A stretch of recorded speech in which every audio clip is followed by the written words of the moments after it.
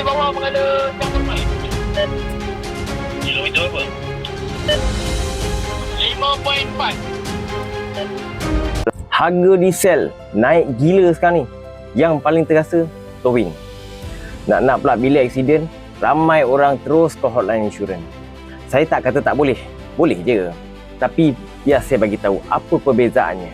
Bila anda call talian hotline, insurans akan tunggu respon dari towing ataupun panel yang akan menguruskan kenderaan anda. So, kena tunggu lama lah sikit. Lagi-lagi dengan harga diesel yang tengah mahal sekarang. Kadang-kadang ada juga customer kena sidai berapa jam. Baru towing sampai. Uish, kesian tau. Tugasan towing akan bawa kenderaan anda ke balai untuk anda masuk report dan diorang pun nak lah bagi sampai balai kena ambil gambar kan. So lepas tu dah settle semua, terus hantar ke panel workshop yang direkomend oleh pihak insurans. So settle tugasan towing yang anda call tadi lah hotline tu. Tugasan anda pula untuk claim kenderaan anda. Kena ambil salinan report sendiri, hantar dokumen sendiri dan follow up sendiri.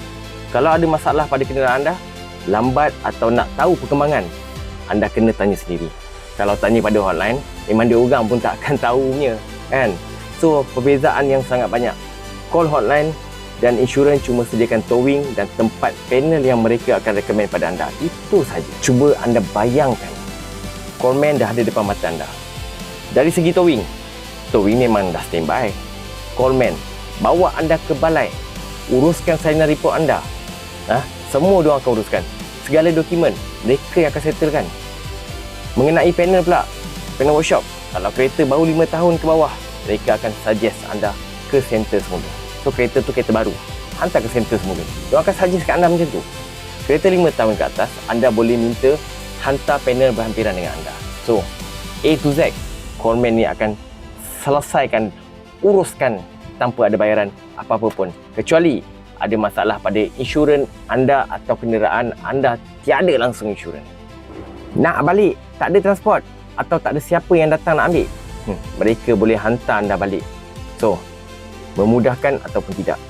Nampak tak beza tu dekat mana? Bezanya pada servis mereka yang diberikan untuk anda. Ada yang cakap callman ni sebabkan ada komisen je, itu yang beria. Memanglah, inilah kerja callman. Nama pun kerja kan, kirja, mestilah ada gaji. Bukan callman ni buat kerja amal. Aduh, itu pun susah. Kalian nak fikir, pekerjaan callman juga lebih kepada rescue. Okay? Mereka ni lah yang bantu macam-macam keadaan waktu kemalangan. Tak minta pun duit dari pengguna kenderaan. Jika mereka dapat menguruskan kenderaan anda, itulah rezeki callman. Sebab gaji callman akan dibayar oleh panel insurans. Jadi inilah servis callman pada anda yang tak ada langsung dalam polisi insurans. Salah ke perkhidmatan macam ni dari callman? Jadi kalau aksiden, anda pilih yang memudahkan atau anda nak yang menyusahkan? Benda yang sama tapi layanan perkhidmatan yang sangat berlainan. So fikir-fikirkanlah. Apapun kepada callman di luar sana, sentiasalah berhati-hati dalam setiap langkah anda ketika bekerja di atas jalan raya. Kerana masih ada orang yang memerlukan bantuan dan perkhidmatan dari anda. Kekalkan sifat jujur, ikhlas dan amanah dalam etika kerja anda. Jangan lupa share, like video ni supaya ramai lagi orang yang faham tentang claim advisor. Apapun, terbaik dari anda. Assalamualaikum. Jalan terus.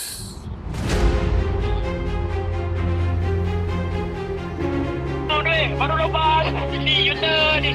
Jajak ni. 5 minit sampai.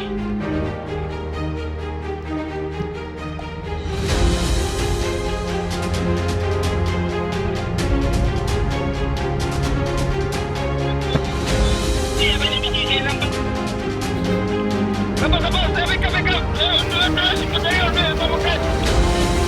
Kaki ada. Dalam air sebab backup. Bila backup dulu, kita kembali. Ini juga.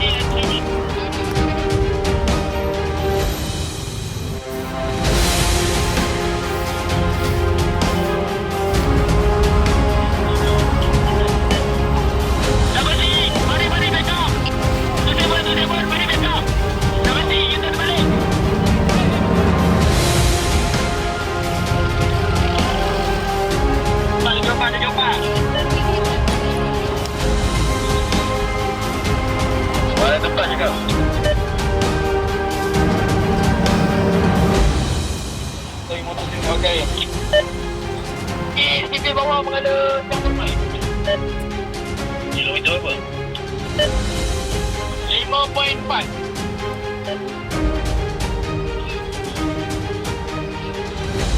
Itu semua permai. Tadi saya sebab jadi satu boleh sebab